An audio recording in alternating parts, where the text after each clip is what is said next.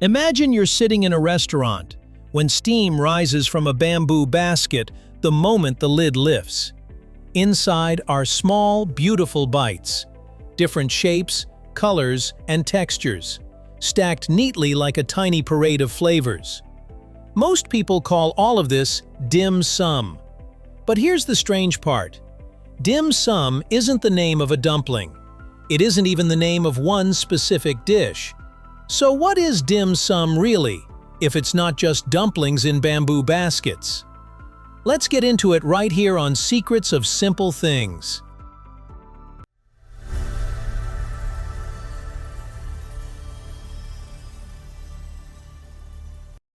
Dim sum isn't one thing, it's a format.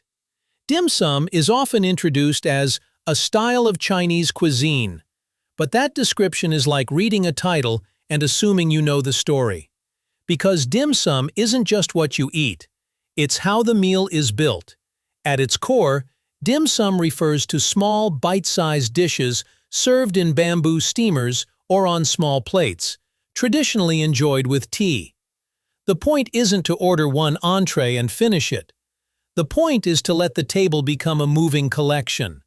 One small dish arriving after another, each offering a different texture, temperature, and mood. And the name itself hints at the original intention. Dim sum is commonly translated as touch the heart, not fill the stomach. Touch the heart, like a gentle tap rather than a loud announcement. These were never meant to overwhelm. They were meant to satisfy curiosity in small, precise doses. That's why dim sum doesn't feel like a checklist. You try something delicate, then something crisp. You pause for tea. You talk. You reach for another bite, not because you're starving, but because the meal keeps offering you reasons to stay. But if dim sum is a format, small dishes shared slowly, then the next question is obvious. Why did anyone start eating this way? To find the answer, you don't begin in a kitchen. You begin somewhere quieter. Yum cha came first, tea before food.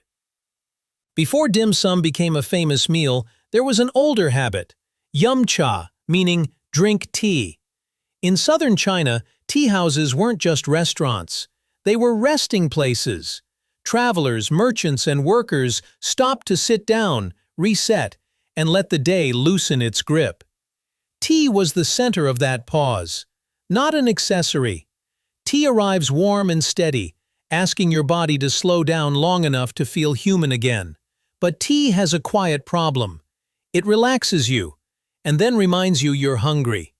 So tea house owners began offering small snacks to accompany the cups. Nothing meant to replace a meal, just something comforting enough to match the rhythm of sipping. People loved the pairing. Sip, bite. Sip, bite. A simple loop that felt complete. And once you discover a rhythm people enjoy, you can build a world around it. Over time, those modest snacks became more elaborate.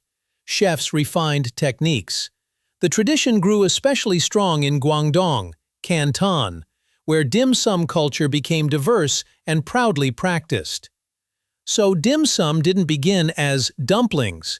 It began as something more human, a pause. A moment designed for rest, conversation, and a little warmth on the side. The metronome of the table. To outsiders, tea at dim sum can look like tradition for tradition's sake. In reality, tea is the backbone. Dim sum can be steamed, fried, baked, or braised, savory, rich, sweet, delicate. In a meal that shifts this much, your palate needs something steady. Tea smooths the edges. Chinese teas, often jasmine, oolong, or pu'er, help cleanse the palate, cut through richness, and support digestion. That's why, traditionally, the tea arrives first, sometimes before any food. It's a quiet form of hospitality. Welcome, settle in, take your time. Tea also sets the pace. Sip, pause, talk, bite, sip again. It's the metronome of the table, keeping the meal from turning into a sprint. Even the refill is a cue.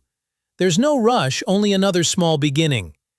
And inside that rhythm lives a tiny gesture that carries the weight of centuries. A tiny gesture with a long memory. Watch the table when someone pours tea. As your cup fills, you might see two fingers tap the table. Quick, light, almost like knocking. It's a thank you, not loud, not performative. A custom carried by repetition more than explanation. It keeps attention circulating. It acknowledges care without interrupting the flow. It says, I saw you, and I appreciate you, in the language of habit. This is how dim sum culture survives, through small behaviors that keep a group synchronized without anyone announcing rules. In a world that turns meals into efficiency, dim sum quietly protects something else: social attention. Then the baskets keep coming, and now we can talk about the food, not as a menu, but as proof of intent. The food, not a menu. Benchmarks. Dim sum includes hundreds of dishes, but listing them won't explain why it works. Instead, look at a few classics as benchmarks, small tests that show what dim sum is aiming for: precise texture, clear flavor, and shareable joy. Hargao, the shrimp dumpling, is often treated as a skill test.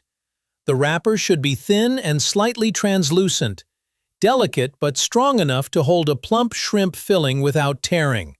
When it's right, it lands as one clean bite: soft wrapper, springy shrimp, gentle seasoning.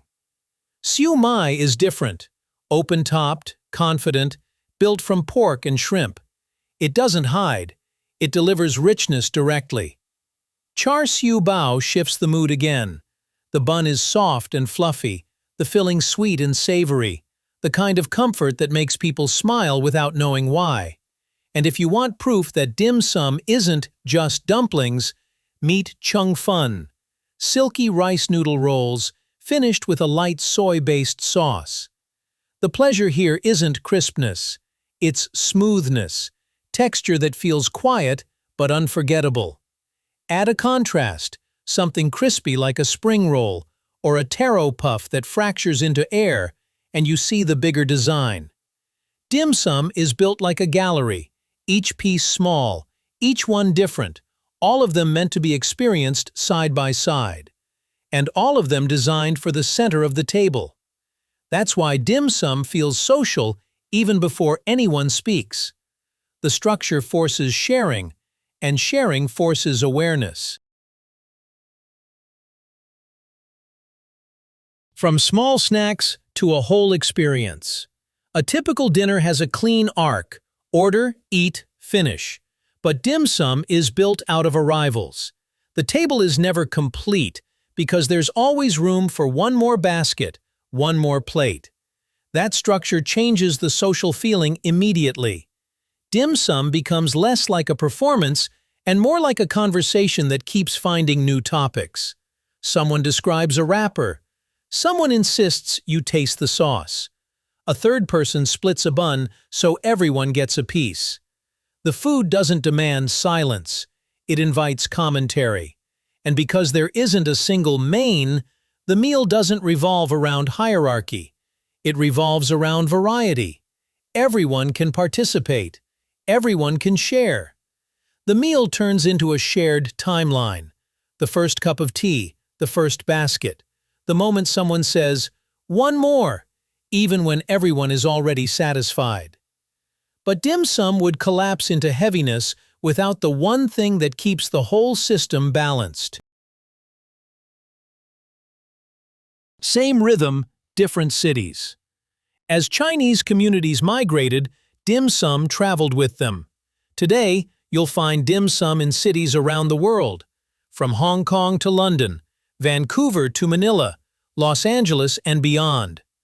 Some restaurants preserve rolling carts and bamboo baskets, where dishes drift past you and choice feels spontaneous.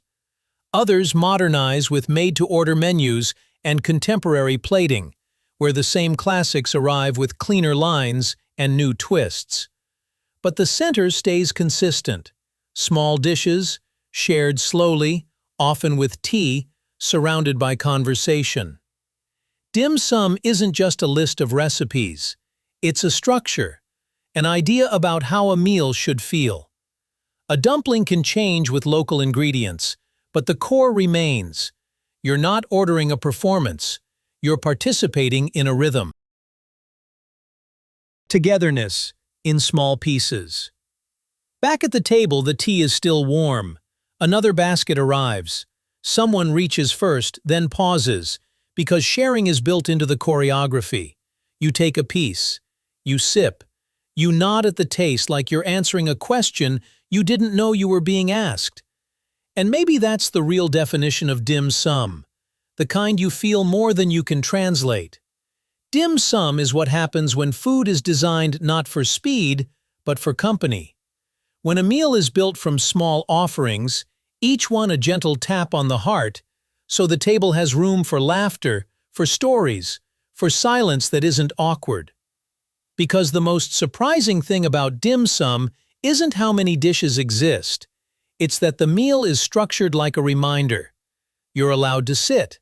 You're allowed to stay. You're allowed to share. So the next time you eat dim sum, notice what's really being served. Not just dumplings, not just bamboo baskets, but togetherness, offered in small pieces. And somehow, that's exactly what Touch the Heart was pointing to all along. If this changed the way you see a dim sum table, tell me, what's the first dish you always reach for? Har gow, siu mai, char siu bao, rice noodle rolls, or something else entirely? And if you enjoy uncovering the hidden stories inside everyday food, consider subscribing so you don't miss the next small secret.